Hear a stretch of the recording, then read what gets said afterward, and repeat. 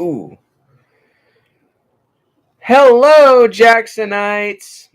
Apologies for the brief absence, but I have a good reason for it. I have spent I think 2 weeks since it's been, putting the finishing touches on arguably my most ambitious and largest ranking list to date.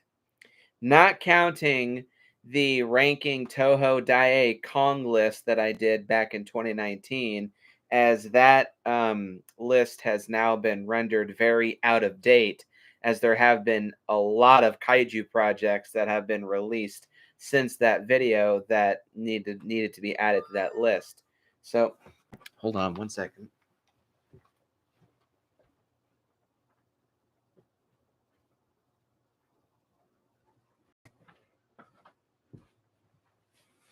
Okay.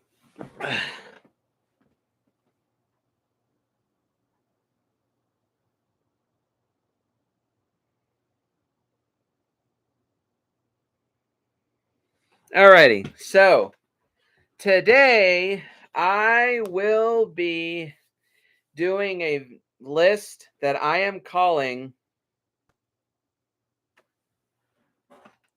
Yes, it is. Today I will be doing what I am calling ranking the 7 deadly slashers.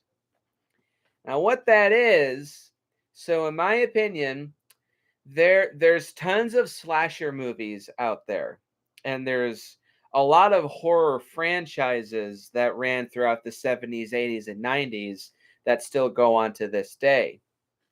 And in my opinion, there are 7 slasher franchises that are the biggest and most well-known, hi Vic, that are the biggest and most well-known in the pop culture phenom.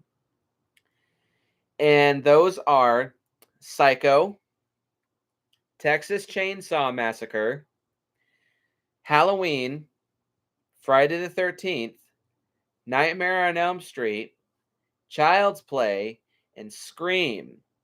All 7 of these franchises had their impact on the horror and slasher genre as a whole, and it can be argued that these 7 franchises are the tent poles in the entire slasher genre.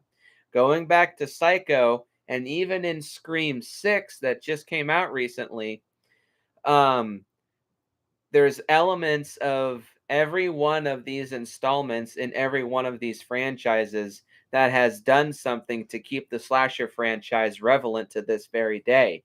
Movies like Terrifier 2, All Hallows Eve, Malignant, current Halloween films.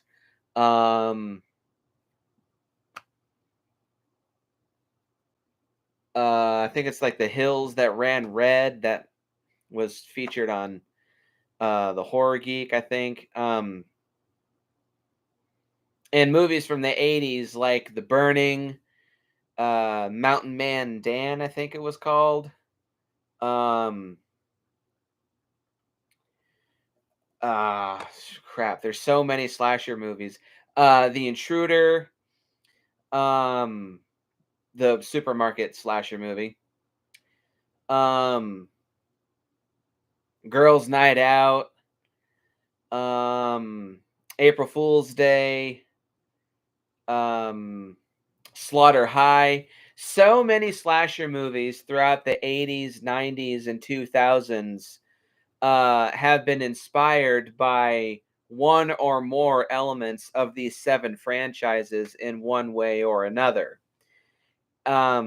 So I thought it would be a very interesting experiment and fun task and challenge to take all of these franchises and rank them all from worst to best. So you know what? That's what I'm going to do today. I will be ranking what I'm calling the 7 deadly slashers, a pun on the 7 deadly sins. These will, of course, be the 5 Psycho films, Psycho 1, 2, 3, 4, and the 1998 Psycho remake. I am not including the Bates Motel TV movie from the mid 90s, I think it was. And nor am I including the Bates Motel TV show. Partially, or no, mainly because A, I haven't seen a lick of Bates Motel, but I don't consider that to be part of the Psycho franchise because even though it draws inspiration from the book Psycho and it acts kind of as a loose prequel to the original Psycho film, I consider that to be really its own thing, separate from the rest of the Psycho franchise. And also the Bates Motel movie, I just have no interest in seeing. And it's also kind of hard to find. I will be including all 9 Texas Chainsaw Massacre films. The original, 2, 3, Next Generation, which I just watched for the very first time 3 days ago. No, 2, no. Yeah, 3 days ago. All 14 technically Halloween films. I'm not going to talk very much about the Halloween films, considering I just did a 2.5 hour long ranking video with Shawnee Boy only a few weeks ago. So I'll keep my thoughts on those brief. All 12 Friday the 13th films. All technically 8 Nightmare on Elm Street films, because I roll Freddy versus Jason in with the Friday the 13th series, even though that's more of a nightmare movie, but whatever. All 8 Child's Play films, as well as the first 2 seasons of the Chucky TV series. Season 3 just started airing on Sci-Fi, so I am aware that is on its way, but I won't be able to watch that until it's been on DVD, which probably won't be until the middle of next year. And all 6 Scream films. I am not including the 3-season Scream TV series because that show is unwatchable at the moment. I don't think it's listed anywhere right now. It got taken off of Netflix a few months ago, and I don't think it's resurfaced since. And I am aware that there's 2 more Netflix Texas Chainsaw Massacre films on the way, and Scream 7 is also on its way. So this list might be outdated in and of itself within the next couple of years. And if there's a lot, and there's also a Halloween TV series already down the pipeline. So yeah, this probably will be outdated within the next 2 or 3 years. But oh well, I've put way too much time, thought, and effort into this list to just give up because more stuff is on the way. That's the case with any ranking list, really, especially for things that are still prevalent. That's why I think it is completely pointless to do ranking lists for the MCU because they keep throwing out shows and movies, 5 of them a year, until that franchise gets burned out within the next couple of years.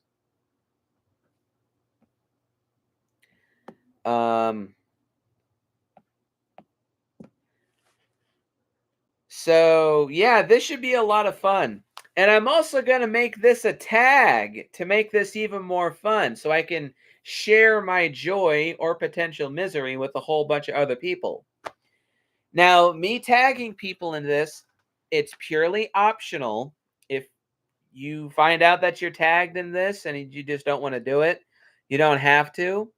I would very much like you to do so, though. But also, I am not tagging people just to get a meme going and just to um, get views or likes or attention or whatever. I'm doing this purely because, you know, this may come as a surprise, but for some of these franchises, only in the last couple of years have I seen every single installment. Like, it took me 20 years to see every single installment of the Halloween series. This was before the new trilogy came out. I'm 26 and I just now have seen every single Texas Chainsaw Massacre film. I was 24 by the time I saw all of the Psycho films for the first time. So other horror fans may consider me a poser. I am a horror fan, but for a long time I was stuck in this stagnant mindset of I only watch what I'm interested in. But I also do like to indulge in my completionist part of my brain. But I also gave into a lot of morbid curiosity for watching a lot of these films. So that's why I made it a mission this October and spooky season.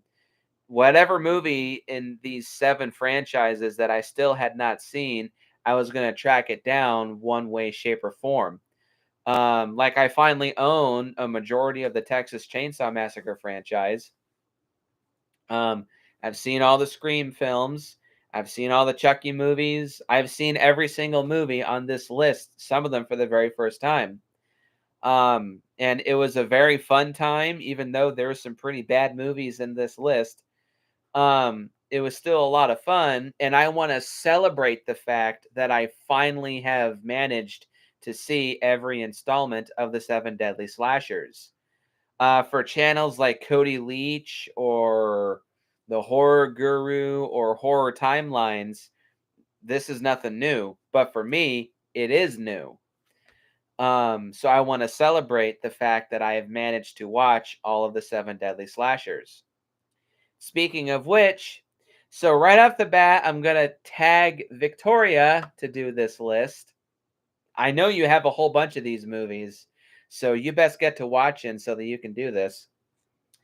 I'm going to tag Lord Hellhound from the Horror and Metal channel. I know you're not super big on ranking lists, but still, this should be a lot of fun. I know you have some choice words about these movies, as do I for certain some. I'm going to tag Mike Bracken, aka the Horror Geek from Sick Flicks. Oh, that should be fun, because I know his thoughts on Friday the 13th Part 5. For the hell of it, I'm gonna tag Cody Leach, and I'm also gonna tag Horror Timelines to do this. And for Christ's sake, do not do it as a dead last video. I'm sorry, dude. I cannot stand the dead last videos.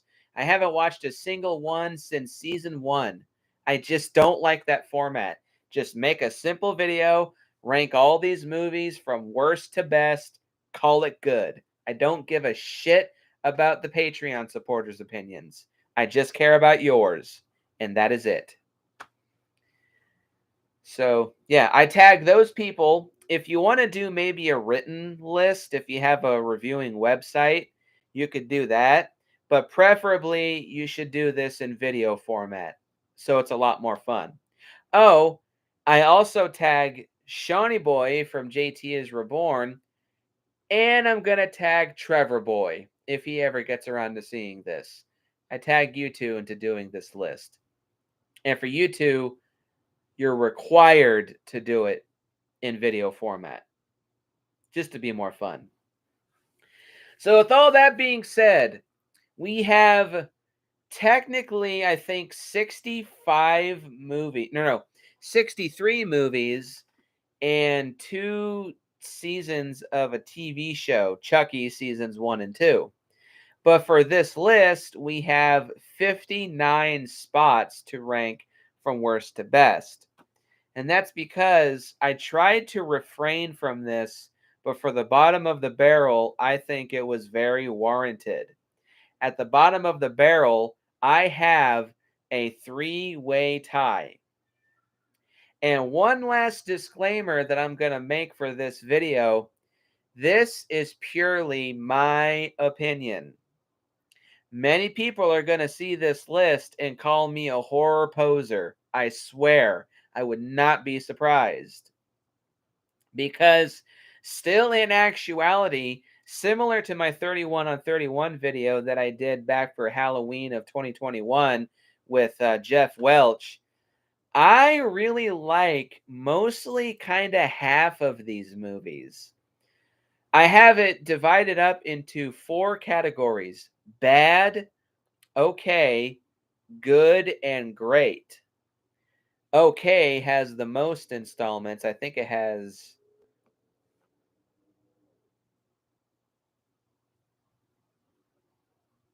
16 movies in this section of the list. And around 36 or 35 on this list is the movies that I would say I like them. Like, I would pop them on anytime, any day.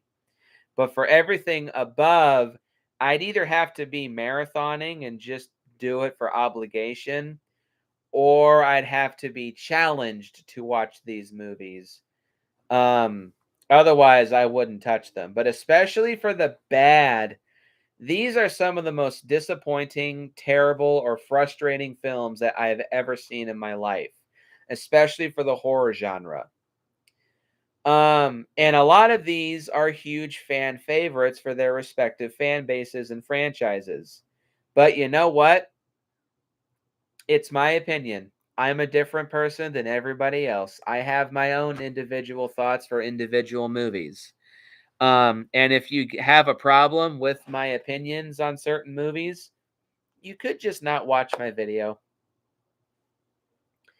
So, with all that being said, nearly 17 minutes into this video, at number 59, the three-way tie. The first one should be a no-brainer. At number 59 is a three-way tie between Halloween, The Curse of Michael Myers, the producer's cut, Texas Chainsaw Massacre, 1974, and Texas Chainsaw Massacre, The Next Generation.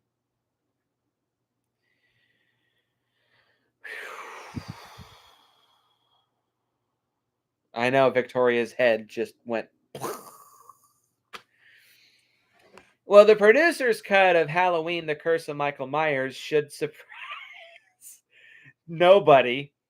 This is, I mean, like I said in my ranking list with Shawnee Boy, there's literally nothing about this movie that I like. I don't like the direction. I don't like a lot of the characters. I don't like the story. The kills suck. Michael Myers is a complete waste.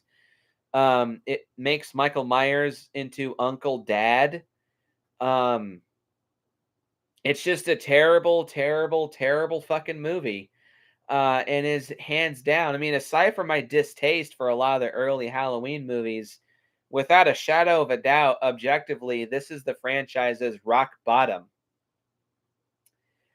Texas Chainsaw Massacre 1974, I know, has a huge amount of fans, like Vic down here saying my opinion on it is whack.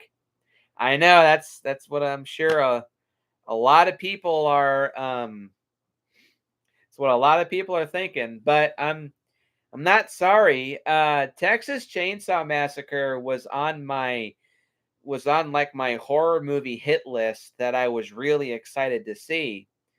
And the one and only time that I ever saw the film, I absolutely hated it. I thought it was boring, dull, slow, cheap, annoying, and obnoxious.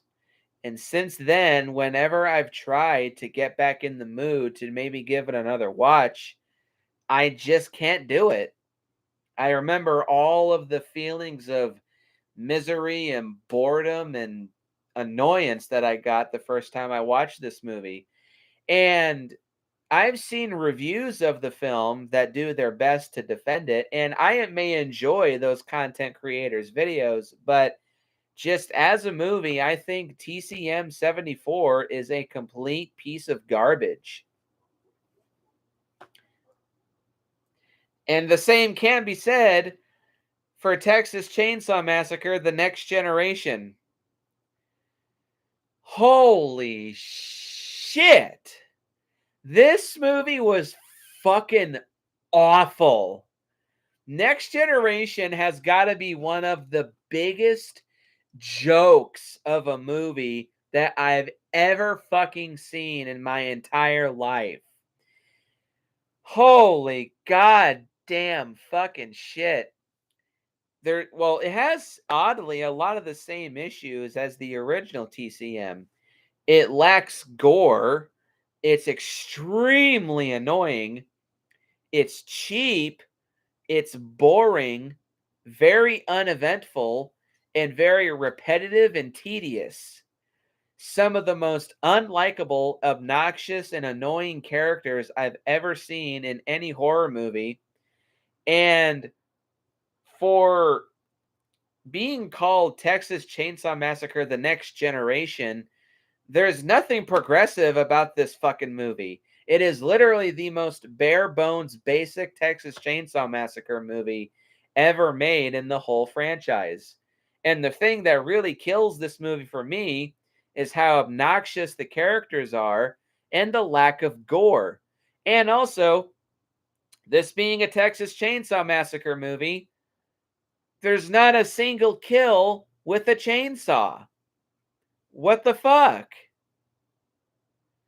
This movie is a fucking travesty, a complete disgrace to the entire slasher genre as a whole.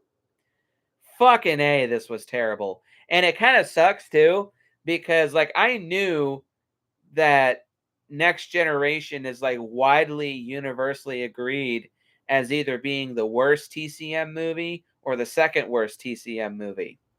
So I kind of went into this one being somewhat optimistic, like, oh, maybe I won't hate it nearly as much as others. No, it's as bad as everyone else says that it is. TCM Next Generation is a complete dumpster fire.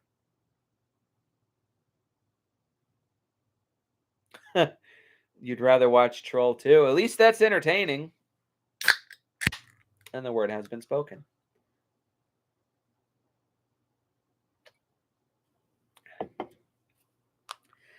All right, coming in at number 58, Friday the 13th, Part 8, Jason Takes Manhattan.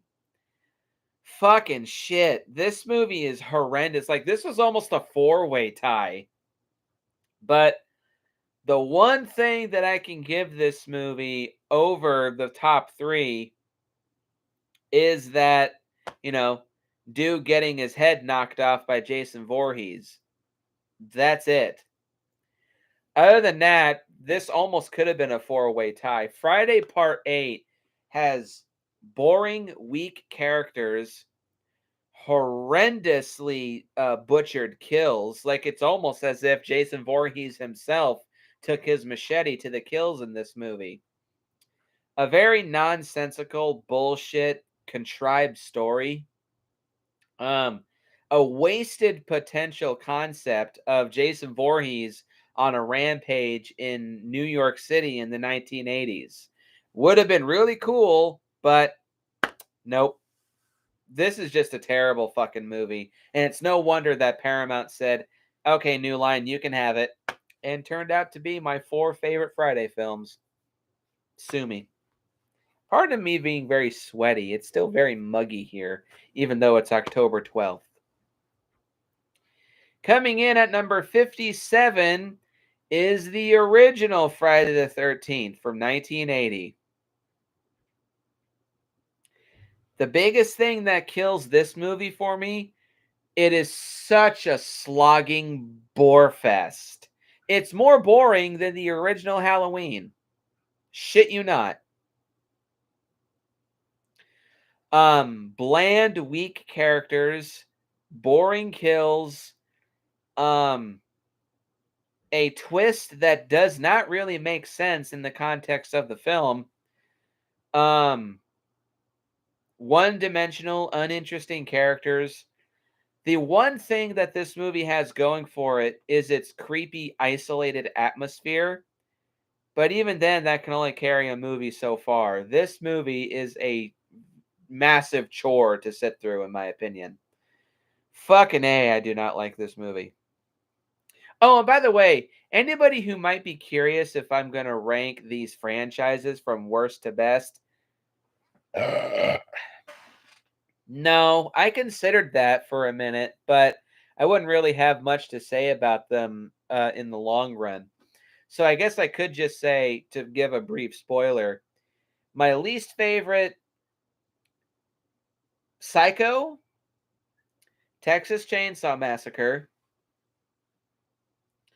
Nightmare on Elm Street, Scream, Child's Play, Friday the 13th, and Halloween. That's how I rank the 7 deadly slashers. Like the franchises themselves, from my least favorite to favorite. Coming in at number 56 is Psycho 1998. Now, I don't necessarily think that this is a terrible movie, but it's one of the biggest examples of pointless. Like, a remake of Psycho in and of itself is not inherently a bad idea. You could take that as an opportunity to be much more faithful to the novel, because Alfred Hitchcock's movie is not super different from the book, but there are some major key differences. So it could be an opportunity to stick closer to its source material. And I understand Gus Van Sant's intent to like pay a massive homage and tribute to Alfred Hitchcock. I understand that, but did you really need to shot for shot copy one of the most famous films in the last 60 years? No. Um the one of the biggest things that hurts this movie is its cast. With the exception of Julianne Moore as Marion Kramer, or Marion Crane, and William H. Macy as Arbogast, the cast is terrible. Anne Heche is cringy and annoying and stupid as Marion Crane. Or no, Julianne Moore is, I think, Lila Crane. Yeah. Um, Viggo Mortensen phones it the fuck in for pretty much most of this entire movie. He's so bland and boring and obviously disinterested. Funny, he's in 2 movies in this list, Viggo Mortensen. And Vince Vaughn as Norman Bates. No. No, I'm sorry. I like Vince Vaughn, but he is not Norman Bates. Seeing Vince Vaughn walk around with a blue dress and a blonde wig carrying a butcher's knife. No, I'm sorry, but no. I mean, I guess it is a cool curiosity piece. What it looked like if a movie from the 60s was to be remade 40 years later, shot for shot copy, just in color and different actors. Well, this could be considered like a unique piece of film history, but because this movie just was like, everybody was saying, what's the point? Obviously, this wasn't a very successful experiment. So, yeah, it's not a terrible movie. Gus Van Sant is a good director, and I respect his mission to pay homage to Alfred Hitchcock, but just what's the point? It's the epitome of pointless. Like, why was this movie made? Coming in at number 55 is Curse of Chucky. God, Jesus, I hate this movie.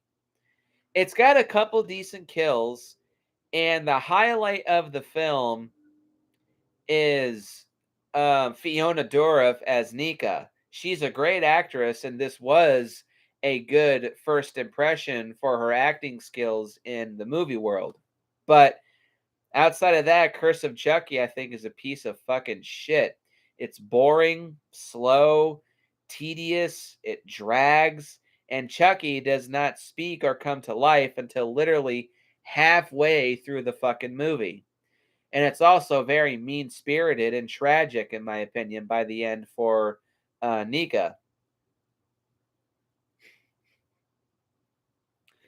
Uh, but yeah, I don't like Curse of Chucky. This always has reigned as my least favorite Child's Play movie, and I don't think it'll ever change.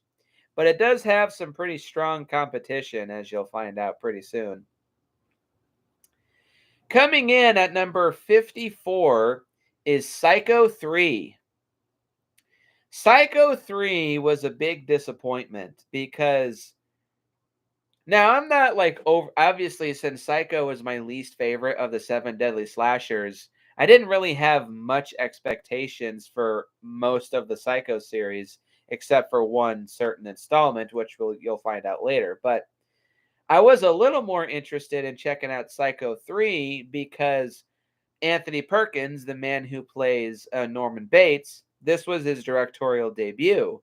So I thought that'd be kind of cool. Like, ooh, Anthony Perkins directing a Psycho movie, like furthering his own career and showing that he can do more than just play a psychopath very well. Well, I'm sorry to say, Anthony, you can play Norman Bates very well, but you can't really make a movie around him very well. I'm sorry to say. It kind of reminds me of Clive Barker in his directorial debut effort with the first Hellraiser film. But unlike Hellraiser, Psycho 3 is just a snoozer. Not really much happens outside of a very ill-fated, very poor, uninteresting love story between Norman Bates and a wannabe nun who can't stop bitching and moaning and crying her eyes out throughout most of this entire movie's runtime. It also lacks gore and lacks kills, and it has a very convoluted and confusing just for the sake of such ending. Like it's a retcon of a retcon of a retcon. And it just gets to be too much by the end of Psycho 3. It's just very unsatisfying. So yeah. Not a awful movie per se, but it's a very disappointing film. I don't ever see myself returning to Psycho 3.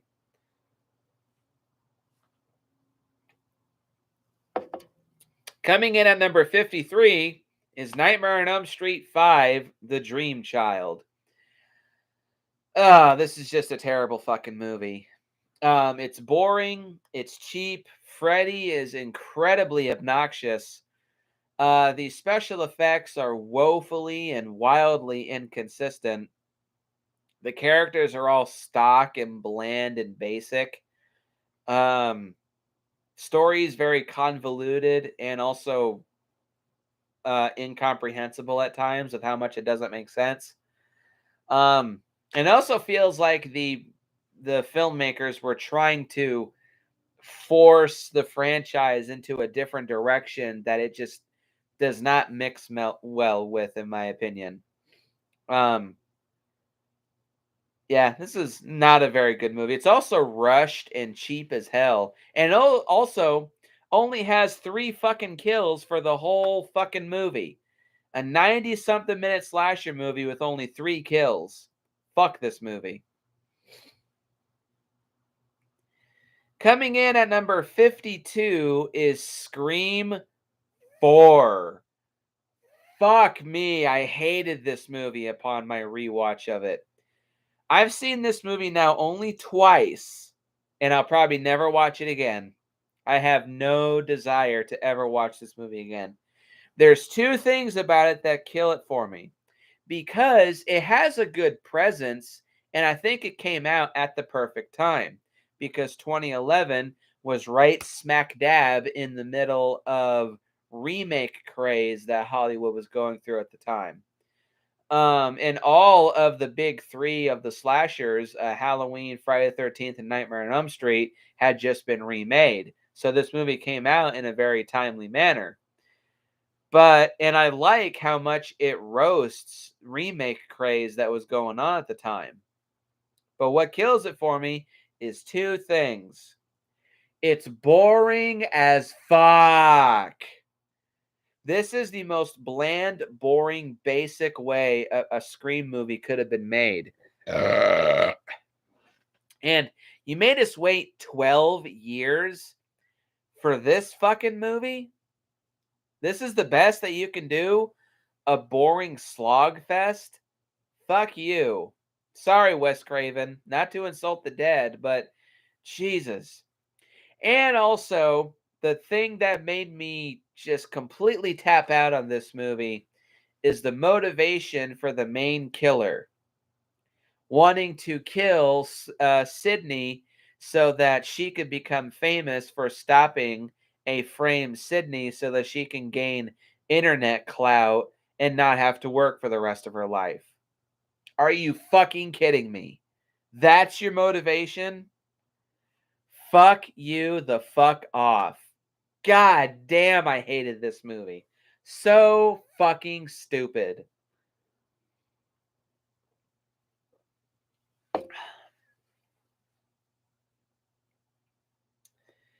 Coming in at number 51 is Texas Chainsaw Massacre 3, or Leatherface, the Texas Chainsaw Massacre Part 3. I just call it TCM 3. This was one of the most disappointing installments of the entire list because I kind of had some like decent hopes for this movie because I have noticed too TCM tends to be one of the most, aside from Halloween and Friday the 13th, it's arguably the most gatekept franchise of all of them. And a lot of people just love to praise the first movie and then just shit all over literally everything else. And I was kind of excited to check this one out. The rampant studio meddling was a major red flag for me regarding this installment, but I still pressed on and remained optimistic. But upon viewing, and this is my first time viewing it just over a week ago, this movie sucks. Not a good movie. I'm sorry. There is the shell of a good movie, but this is the most bare bones basic Texas Chainsaw Massacre movie outside of Next Generation. The one thing that this movie has over Next Generation, one, it's not quite as annoying, but it also is still just a little bit more violent than Next Generation. Like, it at least earns its R rating, unlike Next Generation, which only earns it through a tit shot and all the rampant swearing. This movie at least has some gore, but therein lies the issue. The rampant studio meddling really holds this film back, and this has got to be like tied with the original and Next Generation as the tamest Texas Chainsaw Massacre film of the whole series. So much of the blood and gore is cut away at the last minute. And the supposed unrated cut is piss poor. All the added gore, you can miss it in a blink and a sneeze, and it's so fucking lame. This movie could have been better. It could have been darker and the most violent of the whole series, but the studio was just so desperate to make the perfect Texas Chainsaw Massacre movie that they shot this movie in the foot and held it back severely. Also, fuck you, MPAA. Had this movie retained that extra 5 minutes of footage that needed to be cut in order to retain its R rating, it would have been better. But as it stands, it. Oh, the only other thing that's entertaining about this is Ken Faree. He's entertaining as fuck, as always. Although there's no way in hell he managed to survive having his head pushed onto a chainsaw blade. It's just not going to happen. Oh, and Viggo Mortensen. Funny that this did not come out the same year. Never mind. 8 years before the Psycho remake, but he's also just kind of phoning it in this movie. Very boring and uninteresting. Just meh. Not a fan of this movie. I'm also not a fan of this one.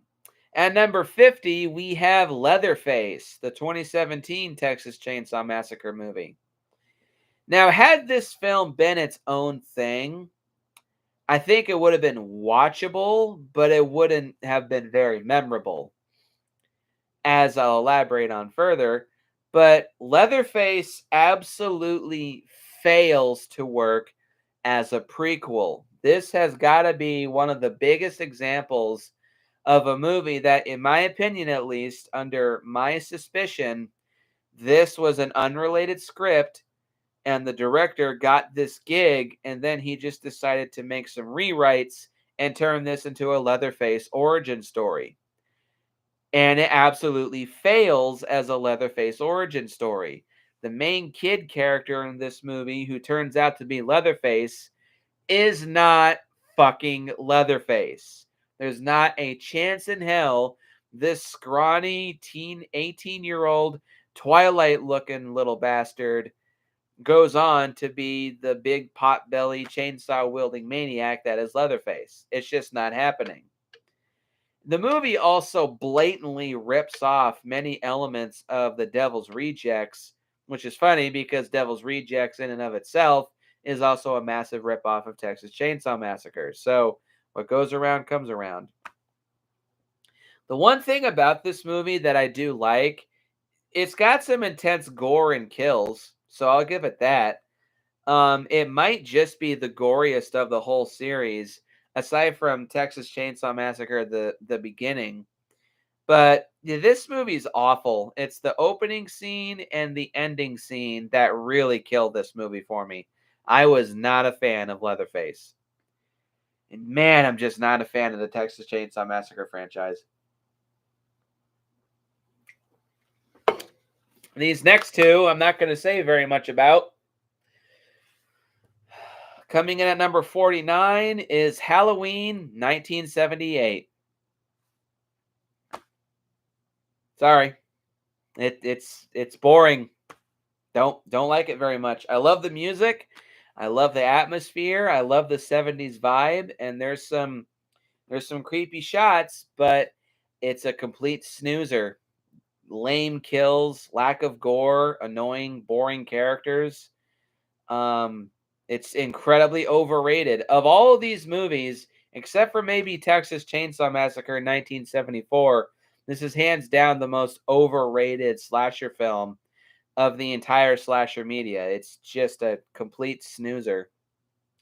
And right below that, what the hell else do you think it is? Halloween 2 from 1981. It has all the same problems as 1978.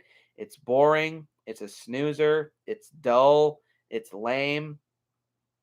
It doesn't push the story forward enough. It just feels like 1.5 Halloween instead of a full-on sequel. It has a great ending. It has amazing music, but this one almost could be another tie. Coming in at number 47 is Friday the 13th, Part 2. Now, this is obviously, it's one of my least favorite Friday the 13th films, but compared to the first movie, this is a pretty big upgrade, although mostly only by default. Because the nicest thing I can say about this movie, it's not as boring as the original Friday the 13th. I also like some of the atmosphere that this movie goes for, especially when it starts raining. It's a total monsoon drencher. The character of Ginny is entertaining. She's a good final girl. And there's a couple decent kills, especially when they start homaging kills from famous Giallo films. But outside of that, again, it's got a lot of the same issues as the original Friday the 13th. It's slow, it's tedious, it is somewhat dull and boring at times.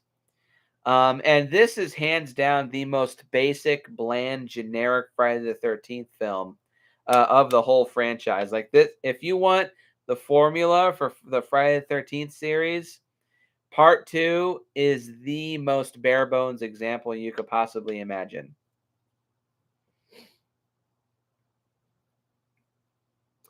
Coming in at number 46, this is the final installment of the bad section of this list, and that is season 1 of the Chucky series.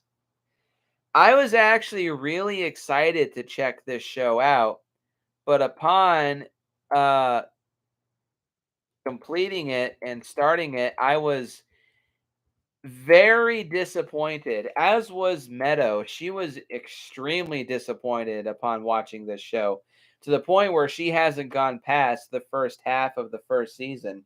She's seen nothing of season 2 and the rest of season 1. I toughed it out, but man, was it a rough sit. The first half of this season is damn near unwatchable because the characters are all so fucking unlikable. I have never in my life seen a more unlikable cast of kids in any movie or TV show in my entire life. I fucking hated these kids. The second half of the season gets a lot better, and it does salvage itself somewhat. It does become more gory and over the top and entertaining, and come to be what you expect for the Child's Play franchise. But it's just that first half, it's so difficult to sit through. It's damn near unwatchable, in my opinion. So, fuck me. This was a hard sit. And now, going into the okay section, at the bottom of the barrel, at number 45, is Halloween 3 Season of the Witch. Not a terrible film by any means, but it's just not for me. It's not a film that I see myself returning to. It's got good kills. I like the early 80s Halloween atmosphere that it's got.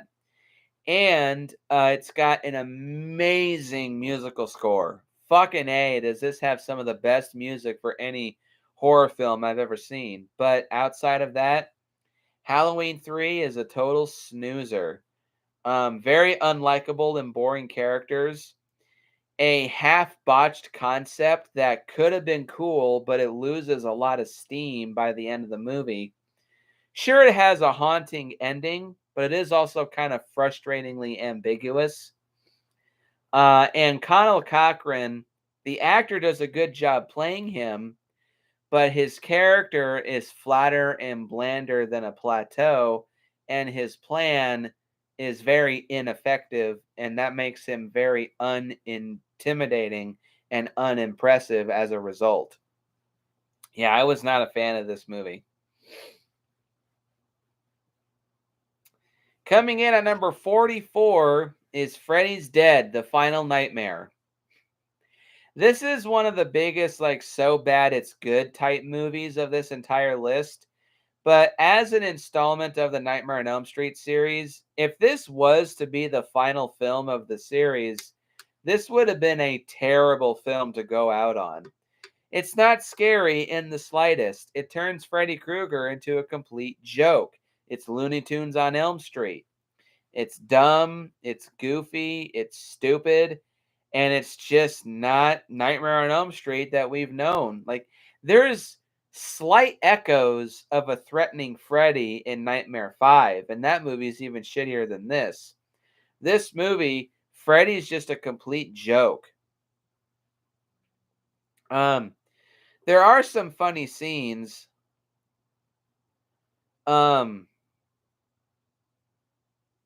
And, like, there's some funny kills and a couple funny lines.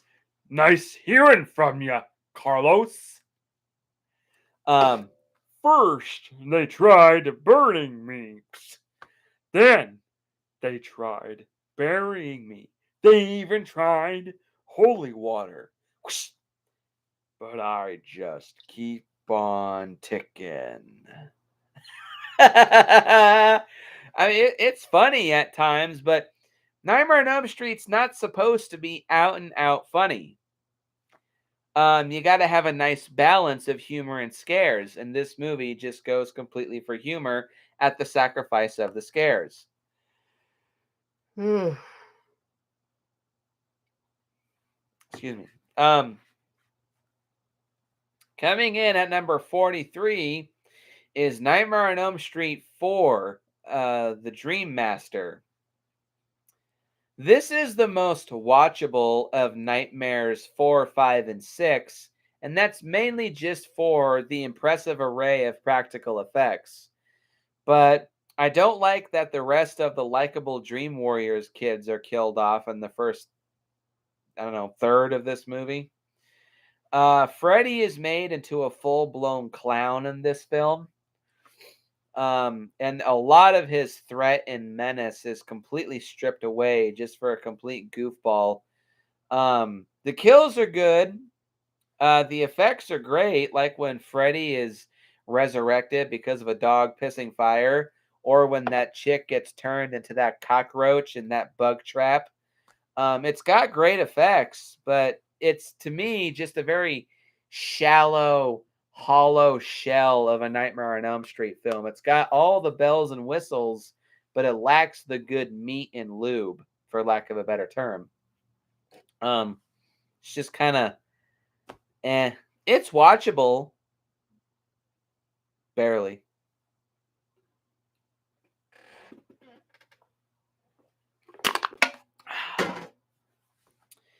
Coming in at number 42, Scream 5.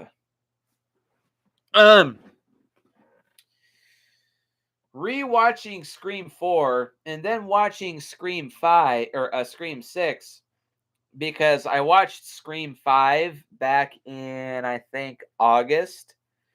And then me and Meadow subsequently rewatched Screams 1, 2, and 3, and then 4 a couple weeks ago, and then we watched 6. So, with it being sandwiched between the worst installment and a very pleasant surprise installment, Scream 5, it's not the worst, but I think it's the most bland and basic of the Scream franchise. Now, I'm going to fully admit that I'm not the biggest fan of the original Scream movie. I know James A. Janice, that's his favorite movie of all time, I think. And I understand that Scream was a big deal at the time. But Scream 5 essentially being a diet remake of the first Scream film, it's not a very strong foundation to base your movie on, in my opinion. Like, the things that don't entirely work for me about the first movie are kind of translated into this, and it's like a lesser version of something I'm not a huge fan of. So it's like a diet version of a diet version. The legacy characters are pretty poorly used, especially Neve Campbell returning as Sydney. I think she's the most underused legacy character from the original 3. Courtney Cox is always a pleasant sight to behold. But even then, here, I think that she's still pretty underused, though she does have a good badass team member moment with Sydney at the end of this movie. And I knew about the fate of Dewey going into this movie, but I was not a fan of how they killed off Dewey in this movie. It just felt very mean-spirited and shoved down your throat, like pro-woman, anti-man. At least Dewey did get to go out swinging, but still, I don't like killing off legacy characters just to get an emotional response out of the audience. Looking at you, sequel Star Wars trilogy. But outside of that, too, it's just a Scream movie. It's just roasting soft reboots and requels. It also kind of feels like a diet version of Scream 5 or Scream 4 in that aspect. So Yeah, not a terrible film by any means, but still was not a good progression of the franchise, in my opinion. Oh, and the new characters are flatter than a fucking plateau. Especially, I'm not a big fan of Jenna Ortega, especially in this movie. I think she's a complete snob, and her attitude and demeanor is just very off putting. And Samantha, Jenna Ortega's sister in this movie, is so bland, so boring, and incredibly whiny and annoying. Thankfully, she gets better in the next movie, as we'll see later. Coming in at number 41 is Friday the 13th, Part 4. This is going to make a lot of people's head explode, but Part 4 just doesn't really do it for me. I like Part 3 way more, but this was just the most disappointing of the Friday series for me because so many people hail it as either the best or one of the best. And to me, I'm just like, it's a Friday the 13th film. It's not a bad movie by any means, but there's just others that I like way more. This is the most overrated of the franchise, aside from the original, in my opinion.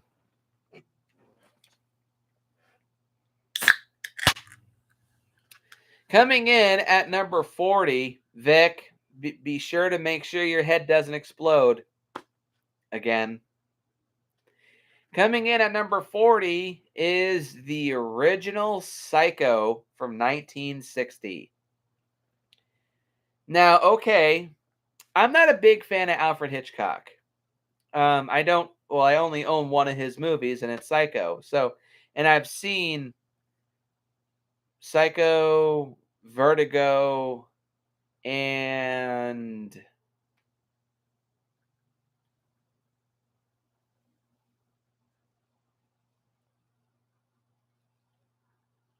that's it.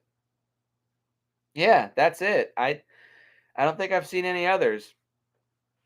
So yeah, I'm not a big fan of Alfred Hitchcock. I've seen only two of his movies, and I respect the man for his talent. He certainly, he was a very accomplished filmmaker, but it just nothing about him really sticks out for me. And also the main reason why Psycho is so low on this list, to me, it's the King Kong 33 of slasher movies. It laid the blueprint and it laid the foundation for the the slasher genre to build upon, and that's it. Nothing more, nothing less. There's literally dozens of other slasher franchise or slasher movies that I like way more than this movie. I respect this film and I acknowledge its importance for film history, but just simply as a movie to sit down and watch, it's very dull, flat, and dry for me. And also, I already knew of a lot of this movie's twists and turns, so it really wasn't all that engaging for me. Sorry. So it's a good film by all means. It's just not one of my favorites. I'm sorry to say. Coming in at number 39 is Nightmare on Elm Street 2: Freddy's Revenge.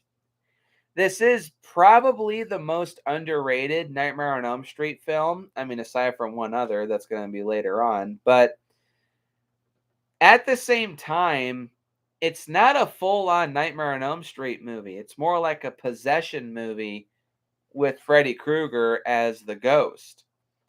And it does have an incredibly out of place and shoved down your throat homoerotic subtext. And it doesn't really fit into the series as much. Like, to me, it doesn't fit into the series at all, honestly. The only recurring theme is Robert Englund as Freddy. It kind of feels like this is the one installment that the franchise and fan base tend to ignore the most. I do think that's a shame, but I do understand why it's so ignored. Um, like what Texas Guy Movie Reviews here is saying. Yeah, this also does tend to be one that gets shit on a lot too. And I do think that is a shame, but I also, again, do understand why. It is a fun piece of 80s pop culture. It is a fun and interesting movie. I just think it was ultimately a failed experiment for the Nightmare on Elm Street series to go in. And that's why they did a massive course correction for Nightmare 3. But still, Nightmare 2 is entertaining enough. It just has some flaws. Number 38 is Halloween: The Curse of Michael Myers, the theatrical cut. As I stated in my ranking video with Shawnee Boy, I have a connection to this movie as it was the very first that I ever owned. And it has like some nostalgic value for me. And it has some moments that I think are entertaining.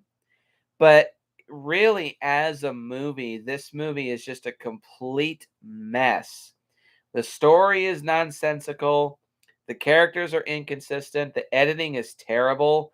The story is bad. This doesn't have Uncle Dad like the producer's cut does, but it still retains a lot of the same issues. And the studio meddling really sticks out a lot more with this cut of the film. Ugh.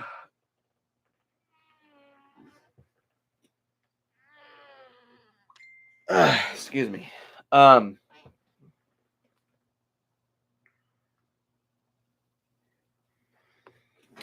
and overall, this movie just screams it's a mess. No matter which way you cut it, this movie sucks. This is the lesser of the two evils, but it's still the franchise's rock bottom. Number 37 is Seed of Chucky.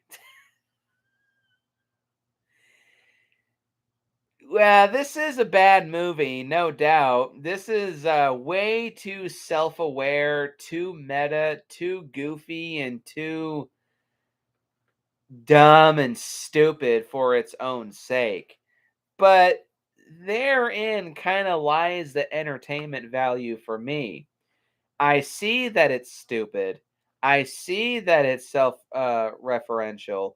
I see that it's self aware. And I kind of like it for that.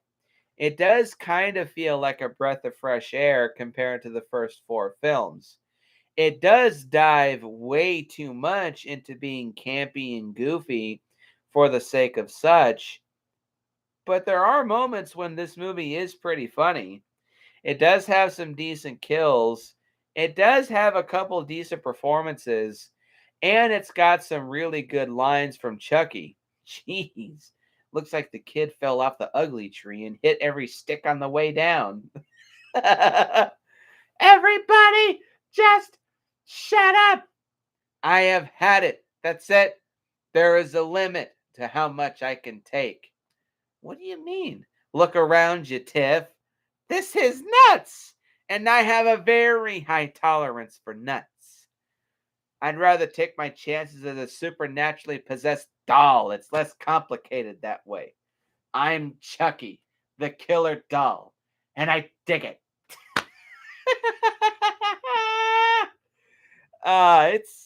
It's fucking stupid as goddamn shit, but it is entertaining. So probably a lot more along the lines of Freddy's Dead: The Final Nightmare. It's a so bad it's good movie. Like you sit back and you marvel at just like, wow, how the hell could you guys think this would have made money?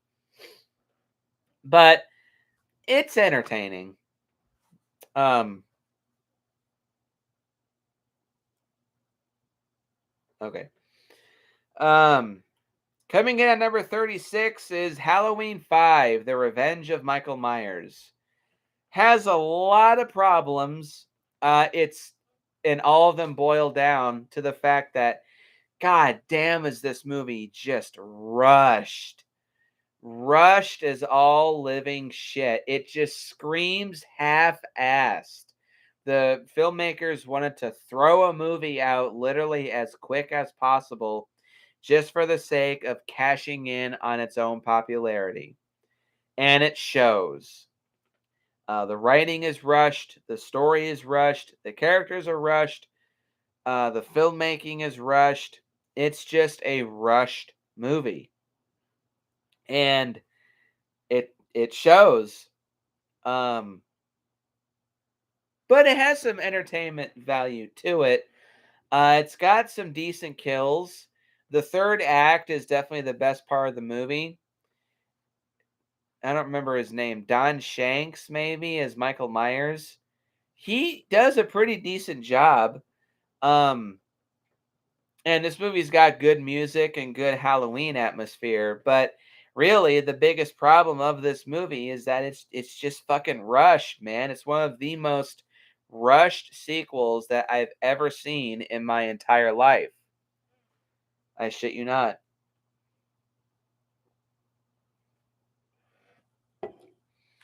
Coming in at number 35 is Nightmare on Elm Street 2010. Yep, I said it. Nightmare 2010 has a lot of problems. Without a shadow of a doubt, does it have some problems. But still, I think I wouldn't say its positives outweigh the negatives, but I think it has more positives than most people give it credit for. It has a big budget, it looks slick, it tries its best to stay close to the original Nightmare on Elm Street roots. It has the look and feel of a Nightmare on Elm Street movie. It does utilize Freddy in a serious and scary way. Probably the best. No, not the best, but one of the better examples. And Jackie Earle Haley um, does a really good job as Freddy, but it's just unfortunate that the writing, the filmmaking, and the cast really hold this movie back from being something great. And also, it had a missed opportunity, in my opinion, of making Freddy an innocent bystander. Call me crazy, but an innocent Freddy would have been a big twist on this concept, but they were just too scared to do stuff new with this franchise due to fan pressure. Well, fuck you, fans. But still, the film in its current state, it has a lot of problems, but I think it's got a lot more merit to it than most people give it credit for. Coming in at number 34 is Chucky Season 2. Thankfully, this season was a way much more drastic improvement over Season 1. It does still have problems. It kind of drags in some areas. And I'm going to say this too. Neither of these seasons of the TV series should have been seasons. They should have just been movies. But because with this one, I think in particular, there was a lot of filler that could have been cut out. At least 3 episodes worth, in my opinion, could have been cut out as filler. But thankfully, this season ups the ante in a lot more areas than its predecessor does. It's a lot more gory and violent. I think it's a little bit darker and a little more serious. It's way more over the top and fucked up, and it's a little more shocking than the previous season. Um, and thankfully, the characters are much more likable than the first season, and it's actually kind of heartwarming to see all 3 of these kids come together and help each other out in desperate times. Um,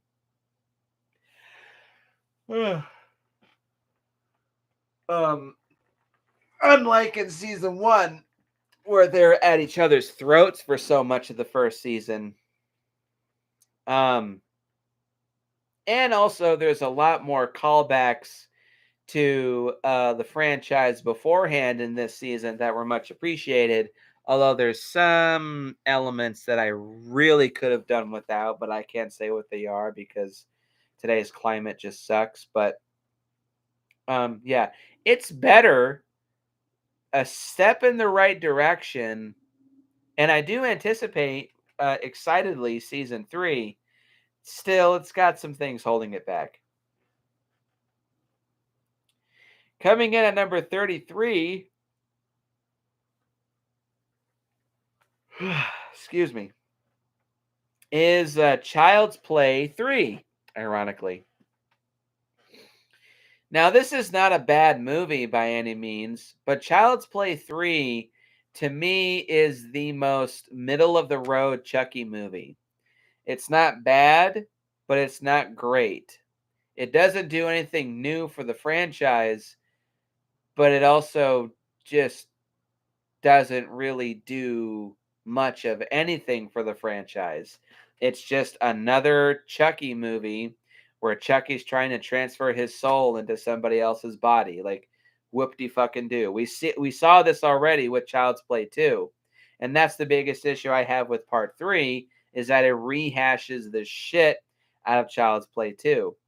Except this time in a military school with a crazy Andrew Robinson obsessed with cutting people's hair.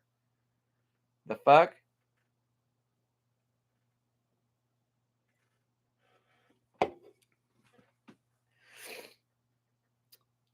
Not a bad film, though, again, by any means, but it's just the most bland, basic Child's Play movie. Coming in at number 32 is Psycho 4. I don't have that much to say about this movie. It is a better, obviously, it's a better movie than Psycho 3, but this one also does feel just a little bit pointless. And also, oh fuck, I'm sorry. Its placement in the timeline is a bit dubious. Like, does this ignore Psycho 2 and 3, or does it pick up after Psycho 4? Because it definitely does make some callbacks to the original Psycho, but it never really addresses Psycho 2 and 3. But it still feels like the natural progression after Psycho 2 and 3. The director definitely tried to make this fit in line as much as possible with the original movie. And that's another reason why I did not include the Bates Motel TV show, is because Psycho already has a prequel, the prequel segments in this movie. So that's even more so me thinking that Bates Motel really is more or less its own thing. Olivia Hussey is incredibly annoying as Norma Bates. I get that's the intent, but she's pretty hard to watch at times. The last 20 minutes with adult Norman Bates arguing and agonizing with his wife about being pregnant is not very entertaining or intriguing. It has some decent kills, and it feels like a natural both continuation and exploration of the Psycho mythos, but ultimately it did feel just a little bit pointless and just kind of meh. It's there. Similar to Alien Resurrection, it kind of does feel a bit disconnected from the first 3. Though thankfully, at least it is better than Psycho 3.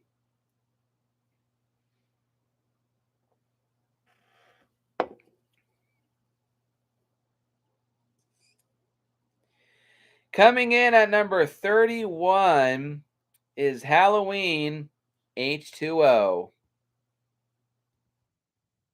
Like I said in my ranking video with Shawnee Boy, this is the most middle of the road Halloween film. It's equally good and equally bad. For every good thing that it does, there's a bad thing to back it up. It has moments when it's entertaining and then moments when it's frustrating. Jamie Lee Curtis gives a very good performance, but Michael Myers is rendered completely non-threatening. I like the return and the big budget main event feel, but it also feels the most tame, Hollywood, and sterile. It feels like a TV movie. Despite the big budget, it also looks cheap. The terrible CGI Michael Myers mask, although I do like Michael Myers himself in this movie, even though he's not very threatening, I do like his look a lot. And a very satisfying ending with his head being cut off, but it does feel rendered pretty moot by the time Halloween Resurrection rolls around. More on that later. So H2O, it's not a bad movie by any means. It's just the most middle of the road Halloween movie.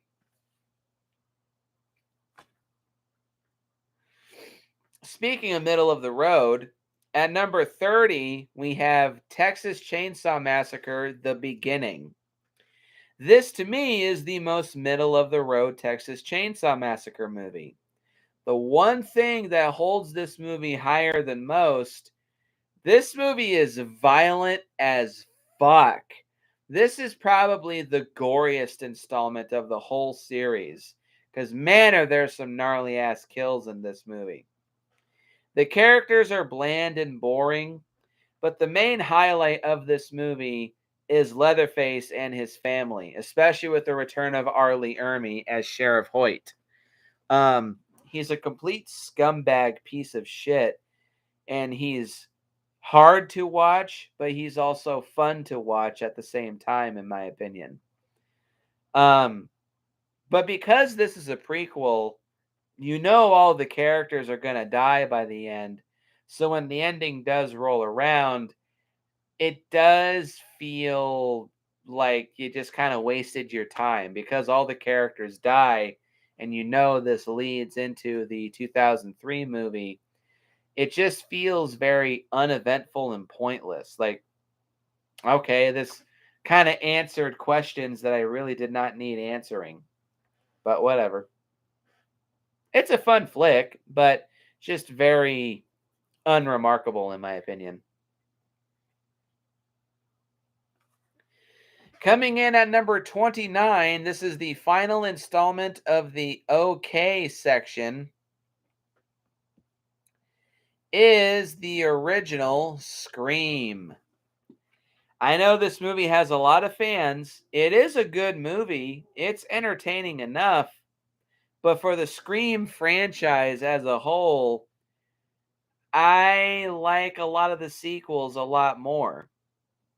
And this is also the most bland, boring, middle of the road Scream movie.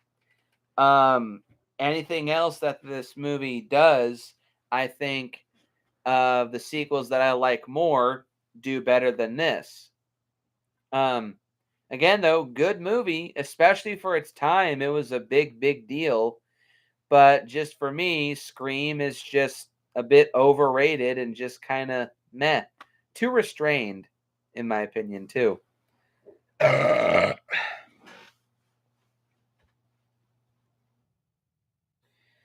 Um, Now we've entered the good section. And coming in at number 28 is Friday the 13th, Part 7. This was one of the first of the Friday the 13th series I watched when I got much older and was much more aware of the Friday the 13th series. But the biggest thing that holds this movie back, and really the sole thing that holds this movie back, is the fact that, man, is this the most censored Friday the 13th installment of the whole series. Like, I think it's even a bit more censored than Part 8, and that movie is horrendously censored. But especially with this movie, having John Carl Buechler, who's a very noted special effects guy, at least he was, he's dead now, having him at the director's chair, you'd think this would have some of the most badass kills of the whole series, but nope. These are the most censored kills of the whole series, and it's really such a shame. But outside of that, Friday Part 7 is a shit ton of fun. Um, the kills are still entertaining and violent and brutal. It's just a shame that all the literal meat and potatoes are snipped out, but they're still brutal and harsh in concept. Um, the characters are two-dimensional, but this does feel a little more fun than most, in my opinion. But at the same time, it feels a bit darker and a bit more ominous than earlier Friday films, like especially coming off Part 6, which is just a total blast. This one takes itself a bit more seriously and is a little darker in nature. But of course, the two big highlights of this movie, the introduction of Kane Hodder as Jason Voorhees, and he does a great first impression for the series, but also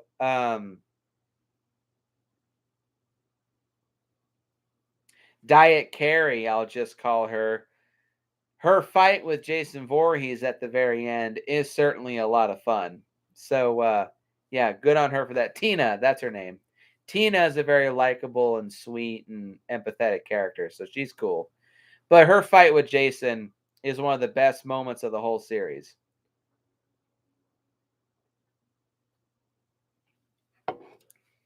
Coming in at number 27 is Scream 2.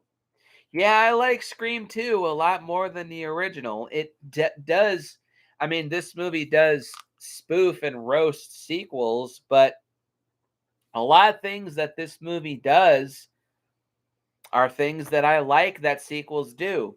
It's bigger, it's badder, there's more kills, there's more gore, and the kills are more intense. That's what I like. And this movie does all that. I don't really have any major issues, except for the fact that, yeah, it's a carbon copy of the first movie, and it does feel very rushed. Not in a bad way, but in a very noticeable way, definitely. You can just tell, oh, we had a big hit on our hands last year. Throw it out the next year and just do that all over again. It's very paint by numbers.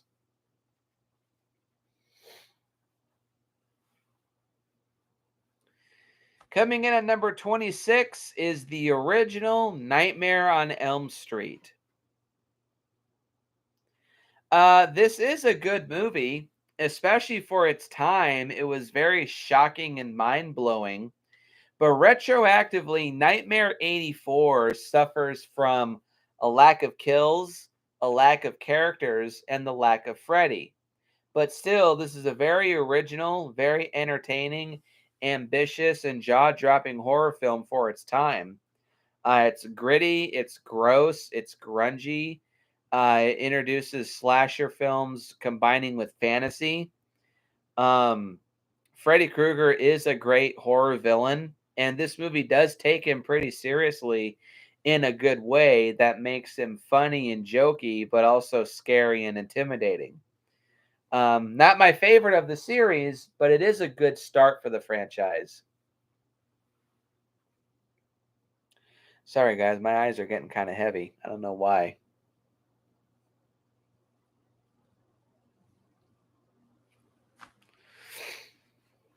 Coming in at number 25 is Friday the 13th, Part 5. This is hands down the most underrated Friday the 13th film. Okay, sure. Along the same lines of Halloween 3, this movie tried to do something different. It tried to introduce multiple people taking on the guise of Jason Voorhees. But the fan base just was not having it, and they shunned this movie for years. But outside of the failed attempt to make a copycat Jason Voorhees, this is the most Friday the 13th film of all the Friday the 13th films. Um, it's got a lot of kills.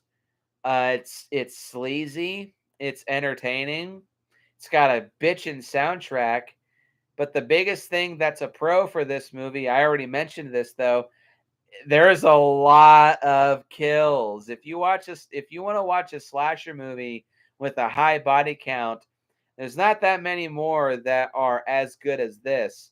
except maybe Halloween Kills and Freddy versus Jason. But man, are there a lot of kills in this movie, and a lot of them are pretty damn entertaining. Even though a lot of the gore is also similarly cut out of this movie in a very frustrating manner. Oh, and Tommy Doyle is completely wasted and underused in this movie.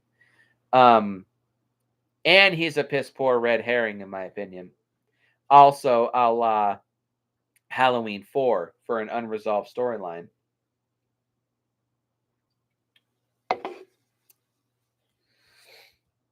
Coming in at number 24 is Child's Play, 1988.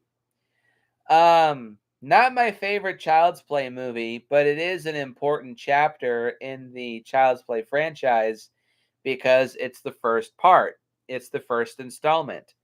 Anything that the franchise does owes itself to this movie. But similar to Nightmare on Elm Street 1984, anything that this movie does, the sequels do better. Namely, if you want to see more of Chucky, there's other Chucky movies that show him off a lot more. If you want more kills, there's other Chucky movies that have more kills. If you want more Chucky humor, there's other Chucky movies that have more Chucky humor. This movie does strike the best balance of being funny and scary. Like, there are some decent moments of suspense, but then there's a couple funny moments like, what an ugly doll. Fuck you. And also Brad Dourif as Chucky just feels the most straight-laced and straightforward. It's just kind of meh. Probably my least favorite portrayal of Chucky of the whole series. But it's not a bad one. And with it being only so hard or so far, the only place you can really go is up, in my opinion. Coming in at number 23 is Texas Chainsaw Massacre 2022. Okay, let's get this out of the way. This movie is obviously blatantly ripping off Halloween 2018. It's doing the exact same shtick. It's a legacy sequel ignoring everything from part 2 to Leatherface. It's bringing back legacy characters and going back to that original storyline 50 years later and making the lone survivor of the first movie a gun-toting Sarah Connor badass. It's literally the same thing as Halloween 2018. And sadly, it's not done nearly as well as Halloween 2018 because the OG character that they bring back from the first movie, well, for starters, the actress who played her died back in 2013, but the OG character they bring back from the first movie is killed off like 20 or 30 minutes after she's introduced. And why the hell is this movie only an hour and 15 minutes long? You made us wait this long for a new Texas Chainsaw Massacre movie, and this is the best that you can do? I can only hope and guess that the upcoming Netflix Texas Chainsaw Massacre movies will be longer and better than this. Still, I didn't hate this movie. There are some decent moments of suspense and peril, but most of all, there's some gnarly ass gore and kills in this movie. And it has a very shocking ending that I did not see coming in the slightest. Holy fucking shit. Damn.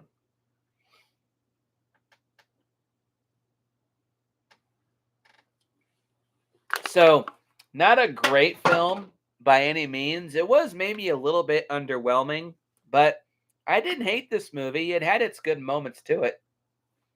So, yeah, not bad, but not great either.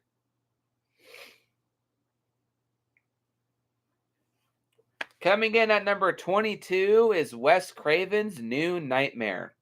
This is a great movie. It is definitely prototype Scream, and it definitely was a majorly needed course correction for the Nightmare on Elm Street series to get. It does lack in kills and gore, but the film is just so strong and entertaining that it kind of makes up for the lack of kills and gore. Heather Langenkamp, hands down, gives her best performance in this movie.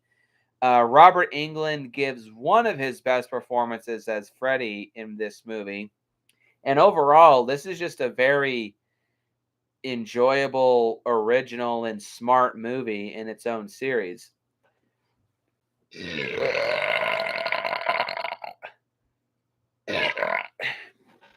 Yeah, overall, New Nightmare is great. Coming in at number 21 is Bride of Chucky. This movie's not scary. This is just a fun flick. It's very funny, very entertaining. May not be the goriest, but it has this air and aura of fun to it. You don't watch this movie to be scared. You just watch Bride of Chucky to have a fun time. And this movie really delivers. Ronnie Yu's direction is really good. You can tell that he's a fan of horror movies. Brad Dourif is just totally eating it up as Chucky, and Jennifer Tilly is just totally eating it up as Tiffany. Yeah, this is just a fun flick, very highly entertaining. And especially with 20 onwards, these are just all movies that I like/love. And these are all quality films in my opinion. There's just like one or two things about them that might hold them back for me. Coming in at number 20 is Scream 6. I was very pleasantly surprised by this one. I at first thought that it was just going to be another Scream movie, but I was quickly proven wrong.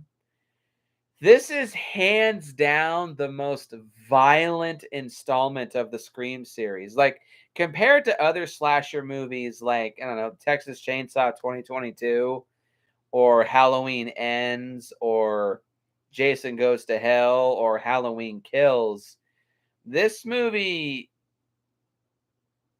is nothing super special, but especially for the Scream series, this movie is incredibly visceral and vicious. A lot of the kills are brutal and violent and fucked up. This is definitely a much more aggressive and mean-spirited Scream movie that I think the series honestly kind of needed, because the rest of the Scream films, they did it well, but I think at times they kind of leaned a bit too hard on self-referential humor mixed in with, horror and scares. This movie takes itself a lot more seriously and tones down the self-referential humor. But there are still moments when the self-referential humor is still appreciated and entertaining. But mainly I watched this movie just for its brutality.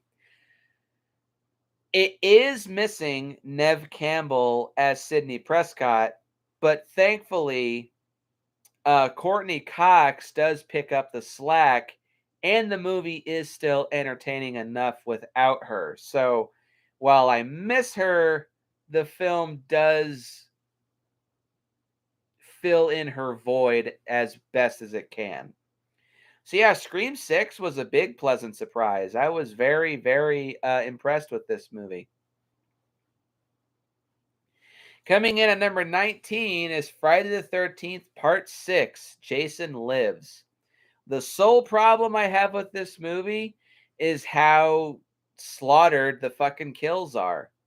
But similar to Bride of Chucky, you don't watch Friday Part 6 to be scared. You just watch it to be entertained. This is just a fun, entertaining, kick-ass movie. The kills are censored, but they're still really cool and inventive. This is the proper introduction of zombie Jason Voorhees, and it's a very good start to go on. CJ Graham, excuse me, CJ Graham does a great job playing Jason. He's very entertaining and fun to watch. It's got a bitchin' soundtrack. Um, the characters and actors are a lot of fun to watch. This is just a very fun, entertaining, campy 80s slasher movie. And it's aside from Friday 5, it's the most quintessential Friday the 13th installment of the whole series. Like, you take the fun factor in Friday the 13th as fuck nature of part 5, and then you just bring back a proper Jason Voorhees, and that's what you have with Friday part 6. At number 18, we have Halloween 4, The Return of Michael Myers. It's very paint by numbers. It does feel like a soft reboot of the first movie, and the ending doesn't really go anywhere with part 5, but still Halloween 4, as I stated in my ranking with Shawnee Boy, there's a reason why this is such a big fan favorite amongst Halloween fans, because it's just such a fun, entertaining, well-made movie. Great characters. I definitely do agree with Shawnee Boy. Jamie Lloyd probably was the best lead of the early not Jamie. Yeah, Jamie Lloyd was the best lead of the early Halloween films. And Danielle Harris does a phenomenal job and is so adorable in this movie. A good Michael Myers, some good kills, some good gore, great suspense, and amazing Halloween atmosphere. Halloween 4 is a very special and entertaining movie. Can't say enough good things about it. Coming in at number 17 is Texas Chainsaw 3D. People love to shit all over this movie. And well, it also does a similar thing that Halloween, or not Halloween, or well, it's kind of, yeah, Halloween 2018 does. It tries to be a legacy sequel to the first movie. And Alexandra Daddario's character, her placement in the story makes little to no sense. And also, you can blatantly tell so many times throughout the film that the filmmakers were trying to hide what year this movie takes place in. Like, does it take place in the 1990s or does it take place in the early 20 teens? But we see smartphones, but it still looks 90s at times. Like, which is it, guys? Pick one. But still, Texas Chainsaw 3D is a pretty entertaining movie. It gives us a very good old man Leatherface. It's got some great kills and great gore, very intense chase scenes, and it feels very uh, loyal to the original Texas Chainsaw Massacre movie. Like, it, you can tell and feel that the director and filmmakers were trying their best to line up with the original Texas Chainsaw Massacre movie outside of the bad time period shit. You can tell the filmmakers were trying with this movie. Coming in at number 16 is Halloween Ends.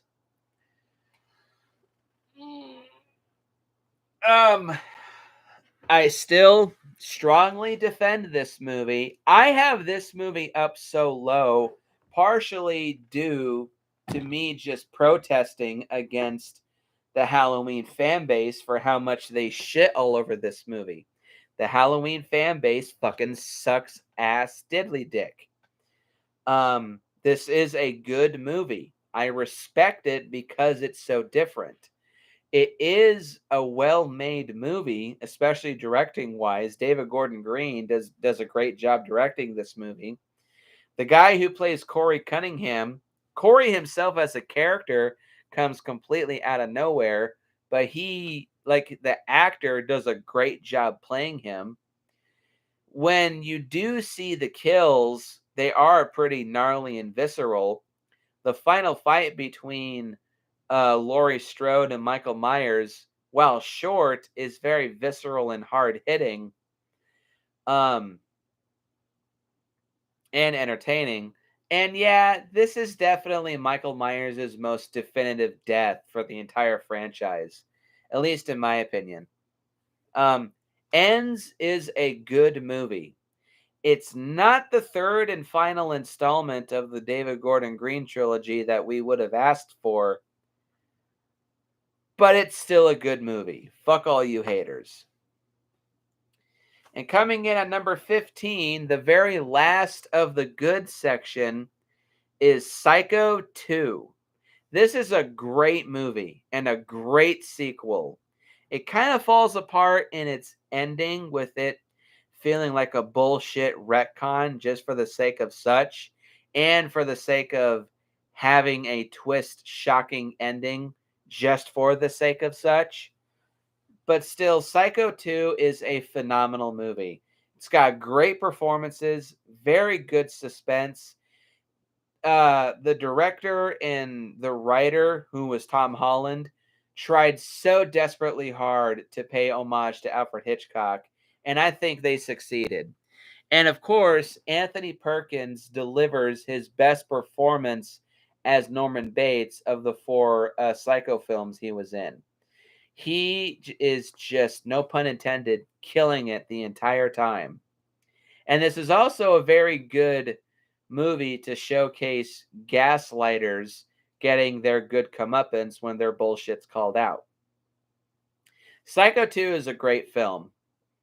And I also challenge people to, if you smoke weed, take a hit on your joint or your dab or your bong or whatever every time somebody says the word Norman or mother. You will be completely baked halfway through the movie, if that.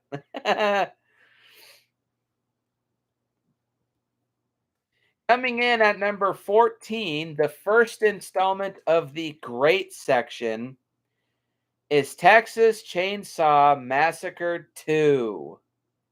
This is so not a bad movie. There's a couple sections that kind of drag, and there are moments where you can tell Tom Savini's special effects were kind of censored. But TCM2 is an entertaining as fuck, hilarious fucking movie, in my opinion. I was very impressed with TCM2. Only saw this movie once, but I really, really liked this movie. This is so not a bad movie. And Dennis Hopper is fucking hysterical, in my opinion, in this movie. I'm the Lord of the Harvest. Bring it all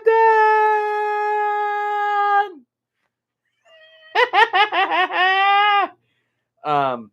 And also the cook getting the chainsaw in the back of his balls. Ah! And fucking Leatherface doing that stupid fucking chainsaw dance all throughout this movie. This movie is very over the top and violent in a good way. It's fucking funny as shit. Fuck all you haters. Coming in at number 13 is Halloween Resurrection. Gonna make this brief. Yes, it's a bad movie, but damn it, I love it. It's so funny, so entertaining, so nostalgic, and Michael Myers is a true beast, sight to behold in this movie. He's a dumb shit in this movie, but he's still mean and imposing and entertaining as fuck. And Buster Rhymes is fucking hilarious. I know it's a bad movie, but it's entertaining as hell. At number 12 is Friday the 13th, Part 3. This is my favorite of the Paramount era Friday the 13th. And while this does stick very closely to the Friday the 13th formula, to me, it's the best example. While it is almost as fun as Friday Part 6, It does retain some of the suspense and spook factor of the first two films when they were trying to showcase a spook factor. It also introduces hockey mask Jason Voorhees for the first time.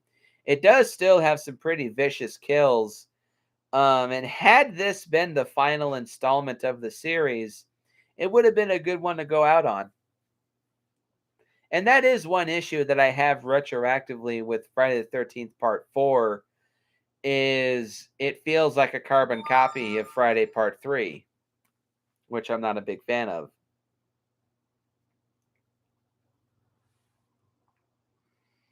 Hold on.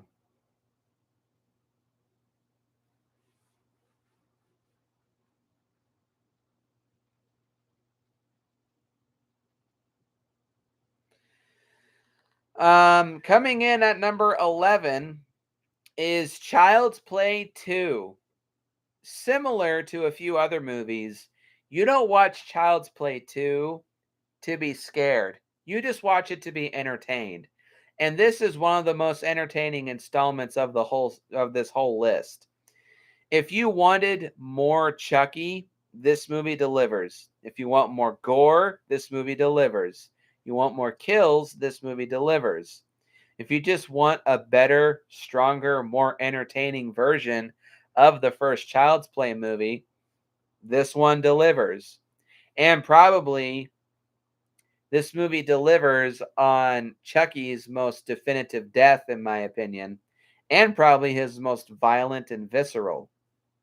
Child's Play 2 is a big, big, big fan favorite for Child's Play fans, and I see why, because it's an entertaining as fuck movie. Fuck my nose. Sorry, guys. Coming in at number 10 is Jason X. Jason Goes to Space. It's still entertaining. This is also one of the most violent installments of the Friday the 13th series. I think it's third. Yeah, probably third. But it's also kind of one of the funniest. But most of it's just due to unintentional humor. Like, guys, it's okay. He just wanted his machete back. Hey, do you want to smoke some pot, drink some beer, and have premarital sex? And then have the hilarious fucking sleeping bag kill. Yeah, a lot of the humor is early 2000s and stupid as fuck. And a lot of the CGI is pretty terrible, and the music is terrible. At times, this almost does look like a Sci-Fi Channel movie. But I don't care. I still like it. Jason X is a fun flick. It's got some gnarly fucking kills, some great fucking gore, and Uber Jason is pretty damn badass. I'd like a sequel to this, please. Jason X 2. Fuck it. Coming in at number 9 is Friday the 13th, 2009. This movie does have a few problems. The character, well, I mean, I'm actually not going to say that as a con because you can apply that to a lot of other Friday the 13th films, but they all get a pass. It's too damn dark. The pacing is a bit hit or miss at times, and some of the kills are just kind of boring. Like this, well, I mean, I'd probably say this by default only is probably the fourth most violent of the whole series. But the kills are just kind of simple. Some of them are brutal, but they're still really simple. And it does feel it feels like a remake, but it also at times kind of feels like a lost sequel in the original Paramount era. It's just the best of those sequels, in my opinion. I love the kills. I love this version of Jason. The kills are great. It's got decent gore. It's got some funny lines. It's got some tense moments, some decent suspense. I like this movie a lot. Fuck it. Coming in at number 8 is Texas Chainsaw Massacre 2003. This is my favorite of the Texas Chainsaw Massacre movies. This is the most intense. This is the darkest and grittiest, at least in my opinion. Not the most violent. I'd probably say that's either 2022 or next gener or not fuck no. The Beginning. But this movie is also very visceral and violent. A lot of people like to hold this movie responsible for kickstarting the remake craze. I mean, I think they're mostly half right, but to hold that as a criticism against this movie, I think is a little unfair because there was plenty of remakes that came out before this movie. Um, Night of the Living Dead 1990, John Carpenter's The Thing, the 1988 The Blob. Um, I mean, yes, this movie more than likely did really kickstart that remake craze because after this, it was remakes galore for over a decade, still feeling the effects of which still to this day. But hey, Texas Chainsaw Massacre 2003, one of the best movies of the year 2003. Damn good remake, damn good Texas Chainsaw Massacre movie. Coming in at number 7 is Jason Goes to Hell, the final Friday. This is my favorite installment, solo-wise, of the Friday the 13th series. And you want to know why? Because it's the most different. Granted, it does underuse Kane Hodder as Jason Voorhees, painfully so, but still, this is one ballsy, whack-ass, crazy movie. Definitely, aside from Freddy vs. Jason, the most violent installment of the whole series. There are some gnarly-ass kills. It's gory, it's violent, it's fucked up. It's got some really great creature effects. It introduces the Necronomicon and turns Jason Voorhees into a fucking deadite. Like, why is that a problem? That's cool. Evil Dead crossing over with Jason Voorhees? Fuck it, why not? I mean, we could have gotten that with Freddy versus Jason versus Ash, but no. At least there's a comic book, but still, turning Jason Voorhees into a deadite? What's wrong with that? I like that. Cool.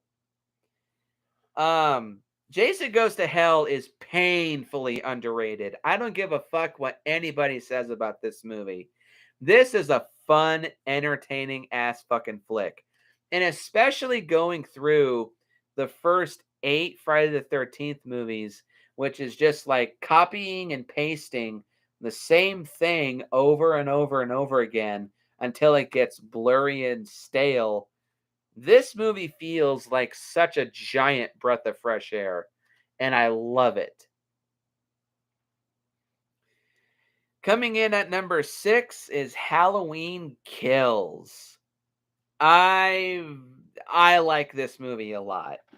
The whole escaped mental patient thing could have been snipped out, and Laurie Strode is very underused in this movie.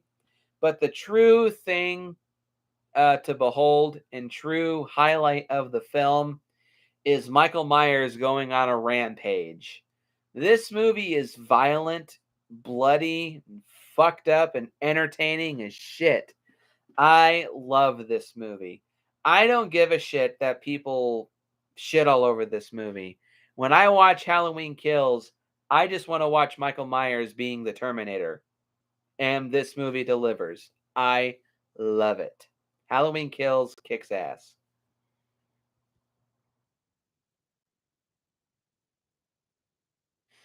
Coming in at number 5 is Nightmare on Elm Street 3.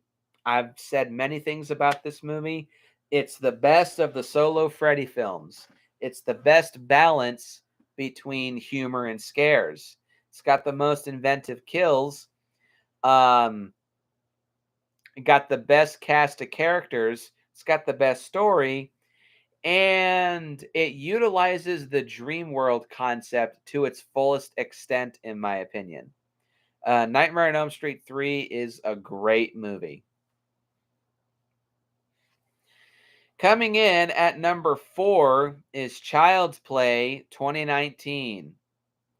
This is still my favorite Child's Play movie.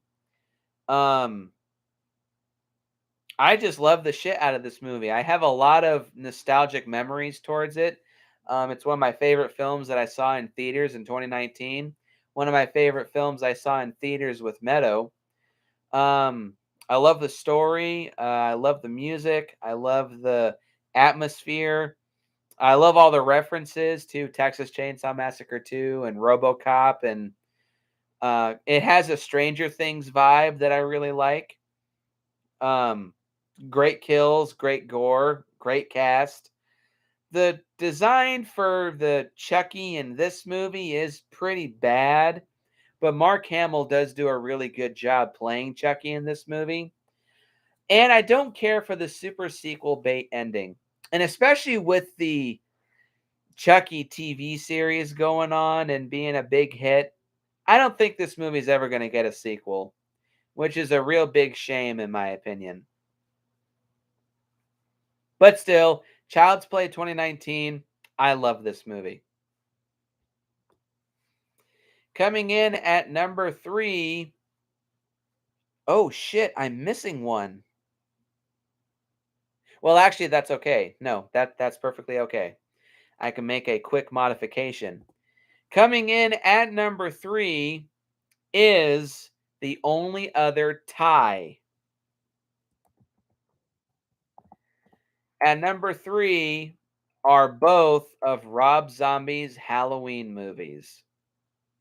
Rob Zombie's Halloween and Rob Zombie's Halloween 2. I know that the second movie especially has its flaws, but damn it, this to me is just these are the best of the big 3 these are the best of all the remakes in my opinion.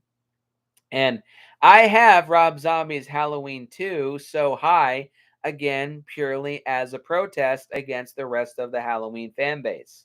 I genuinely think that Rob Zombie's Halloween 2 is a great movie. It has a lot of problems, but it's a damn fine movie. And Rob Zombie really definitely was trying to deliver on a solid Halloween sequel. It's just a shame that the fan base just refuses to accept it, except for Cody Leach, one of the biggest opinions that he and I have in common. This movie's fucking great. But Rob Zombie's Halloween from 2007 truly is where it's at. This is my favorite of all the remakes of all these movies. I think, aside from Scream, all of these movies have been remade. Psycho, Halloween, Friday, Child's Play, and Nightmare on Elm Street, and now Halloween. But Rob Zombie's Halloween is the best of all of them. I have a lot of nostalgia. I have a big connection to this movie. I love the music. I love the performances. Tyler Mane is phenomenal as Michael Myers. It's gory. It's violent. It's fucked up. It's just entertaining as fuck to me. I've been saying that a lot for a while, but I love Rob Zombie's Halloween. Sue me. Um, I love it. Coming in at number 2 is Halloween 2018. One of my favorite films of all time, along with Halloween 2, or along with Halloween 2007, excuse me. But yeah, one of my favorite films of all time. In hindsight, yeah, the ending does feel a bit open-ended for the 2 sequels, but at least, we got the 2 sequels and they're both very good. But Halloween 2018 is a masterpiece in my opinion. This is how you do a proper legacy sequel. Sheer Texas Chainsaw 3D came first, and even before in 2018 there was Leprechaun Returns, but Halloween 2018 perfected the requel idea or the reboot sequel idea. Um Jurassic World and The Force Awakens also come very close. Those are for sci-fi, though, in my opinion. For horror, Halloween 2018 is the way to do it. And it's also my favorite horror sequel of all time. But of course, the greatest movie of all of the 7 deadly slashers should be, of course, a no-brainer. Hi, honey. Here, maybe have some more farts for you. Oh, thanks.